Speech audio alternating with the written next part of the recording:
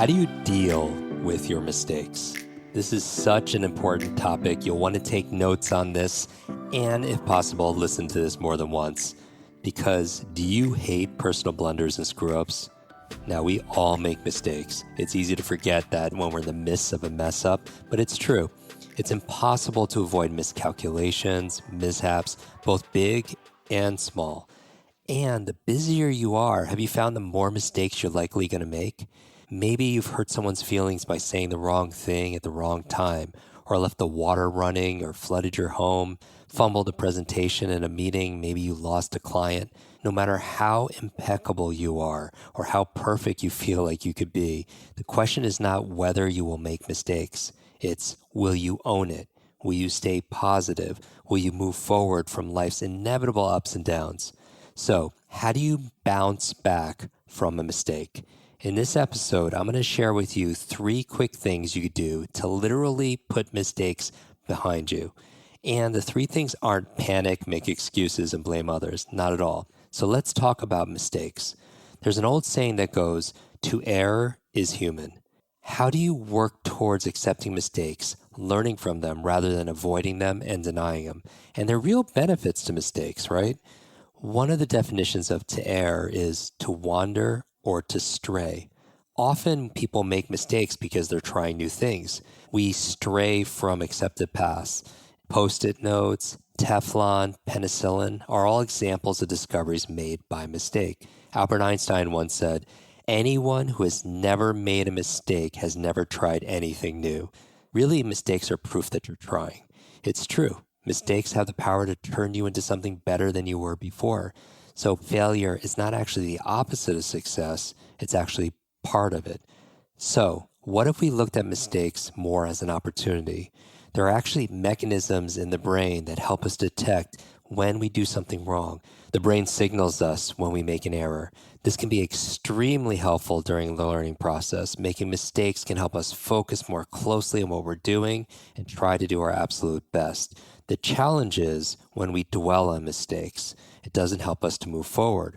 Also, remember this, you are not your mistake. When you make a mistake, keep in mind it doesn't mean anything about you, who you are, the kind of person you are. Many people make the mistake, literally, and jump to conclusions about their self-worth.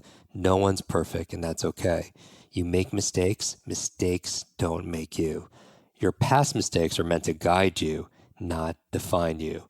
So place them under your feet, use them as a stepping stone to rise to the next level. Now, nothing can make the effects of your mistake go away entirely, but taking these steps can put you in a better position and help you make the most of a bad situation. So, as I go through these 3 steps, when you make a mistake, remember this. The most important thing is to remain calm. When you make a mistake, especially a really big one, your first response might be fight or flight. It might be panic. It might be starting to try to fix things in a frenzy. Rarely would good come from that because all behavior is state driven. We talk about feelings a lot. And when you feel angry, they say, don't send that text, don't leave that voice message, don't send that email, because you want your mind and your heart to be in harmony. So don't waste time and energy grieving over past mistakes. Here's how you put them behind you, to keep it in the past. I want you to make it an old mistake, literally old mistake, O-L-D. The O stands for own it. You want to own it. What does that mean? I want you to think about these 4 A's. First A is accountable. When you want to own it, it means you're going to take responsibility for it. Remember this, with great responsibility comes great power. When you take responsibility for something, it gives you great power to make things better.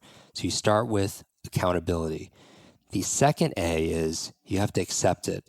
Part of accepting it is forgiveness. Forgiveness of others, forgiveness of yourself.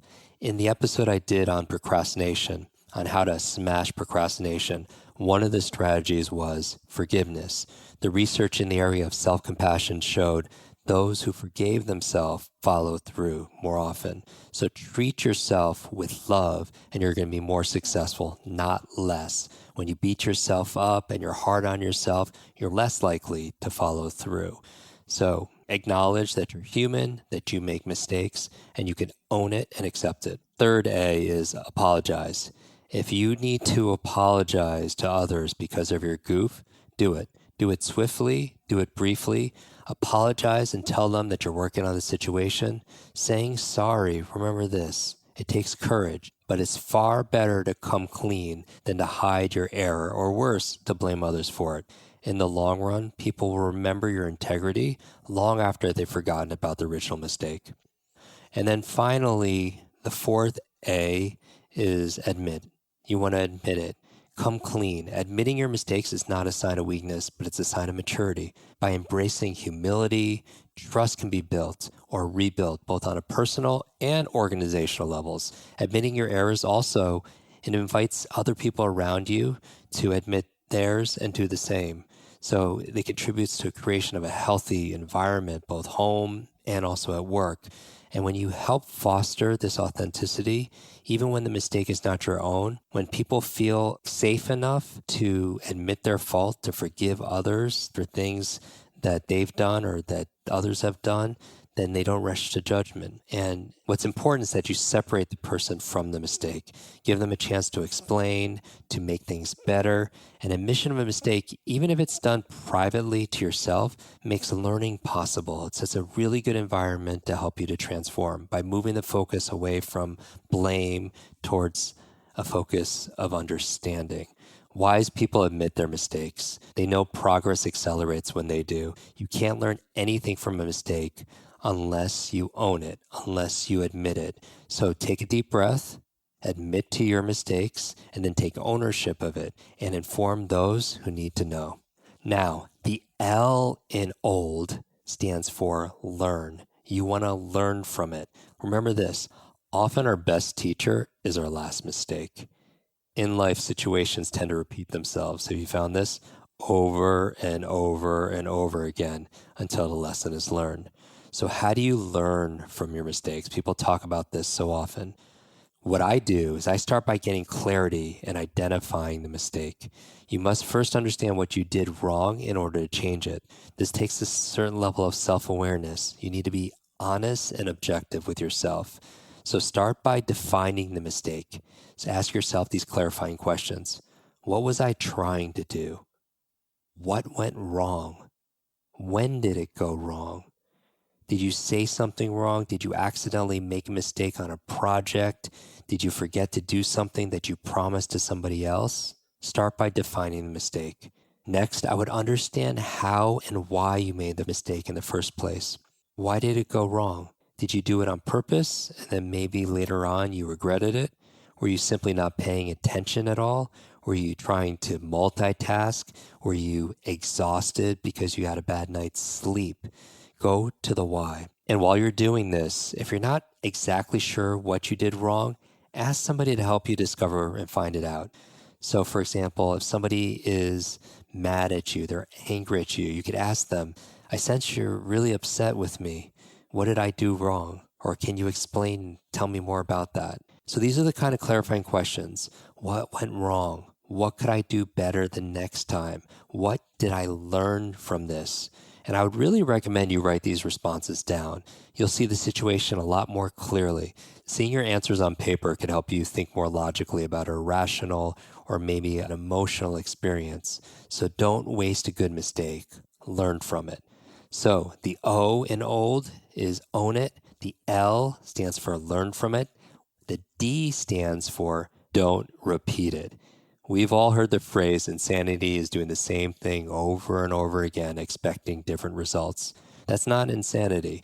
It's the result of a poor memory.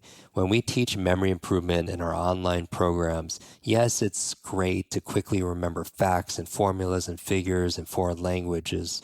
And even more so for me, it's about remembering the 3 L's: your loves, your life, and your lessons. If your life is worth living, it's worth remembering, right? And your loved ones, those magical moments. But it's also the lessons you live, because this is what happens. If you don't remember what you learned, you make and repeat the same mistakes. Those who don't learn from their mistakes are doomed to repeat them. Many repeat the same mistakes in their business. They hire the same people and make mistakes there. They make the same mistakes in their marketing. They make the same mistakes in their investments. They maybe eat the same junk food, but they don't remember how badly they felt afterwards, so they eat it again. They date maybe the same kind of or type of person that hurts them, or maybe they get in the same arguments over and over again with their spouse, etc., right? They say that you can never make the same mistake twice because the second time you make it, it's not a mistake. It's a choice. A mistake that's repeated more than once is a decision. So what can you do to stop yourself from repeating these mistakes? Here are 6 P's. The first P is you want to prepare. What does that mean? Preparation is key. You want to identify the skills, the knowledge, the resources, maybe the tools that will keep you from repeating the error. The second P is progress. Here's the thing. You can't manage something unless you can measure it. What I would recommend is you take notes and you chart your progress that you're making on this path. And you could also celebrate your progress as well. The third P are patterns. When people ask me what genius is, one of my common answers is it's pattern recognition. Remember your past mistakes. Think of past solutions. One of the best ways to solve a problem or a mistake is to identify how you've solved similar problems or mistakes in the past. So you can look at your own patterns because genius leaves clues. And you're a genius at doing the things that you do. So look at the patterns of your behavior, look at the patterns of your thought, look at the patterns of how you've had similar issues in the past. Are there other times when you forgot to do something? Write those patterns or those themes down and notice what keeps on coming up for you. This may help you identify a larger goal that you need to work on. Maybe certain skills, maybe it's your focus, maybe it's your learning, maybe it's your commitment, maybe it's your fears. For example, perhaps you tend to, when we're talking about memory, forget things. And you're forgetting things that you don't want to do. Maybe it's cleaning, or maybe it's sales calls. Maybe it's something that has to do with work. This can indicate that you're avoiding this task or that you need to become more organized in order to remember to complete certain responsibilities that you have. Look for those patterns. The fourth P is prevention. You want to prevent future mistakes. So how do you do that?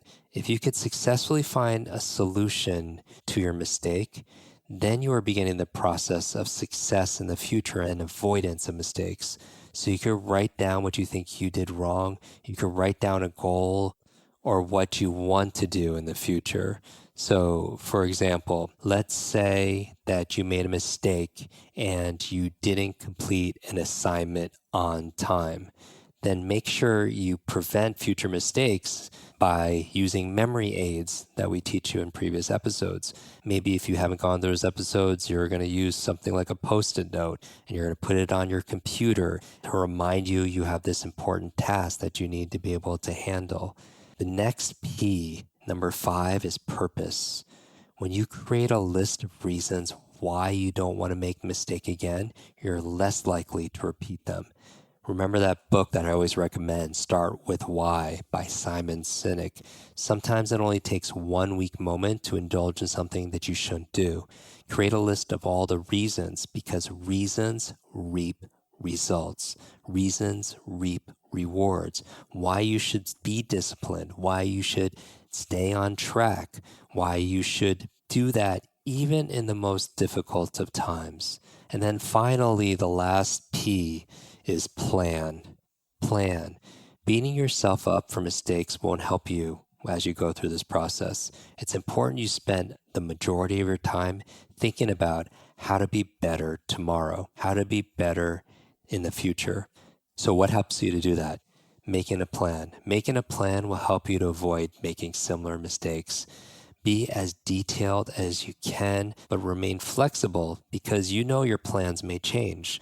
Whether you find an accountability partner or you track your progress on a journal or on your calendar, find a way to keep yourself accountable. Keep in mind that what works for somebody else might not work for you. So also for part of your plan, you might want to also come up with a plan B. So you have a backup plan. No matter how foolproof your plan is, there's always the possibility it won't work. So what gives you confidence moving forward and certainty is redundancy. So you have backup plans. Now, that's how you leverage your old mistakes. OLD. Own them, learn from them, don't repeat them. And remember this, everyone makes mistakes. It's not how we make mistakes, but how we deal with them that defines us. You don't have to be proud of your mistakes. You don't have to cheer for your mistakes, but you could be proud that you grew from them and they made you a better person today. So the next time you find yourself as the cause of a personal or workplace blunder, do not shy away from it. Put your ego aside, admit your mistake, apologize, learn deeply, follow through with actions to fix it, and instead of running away, embrace the situation as an opportunity to show yourself how great you really are, because you have genius inside of you, mistakes and all.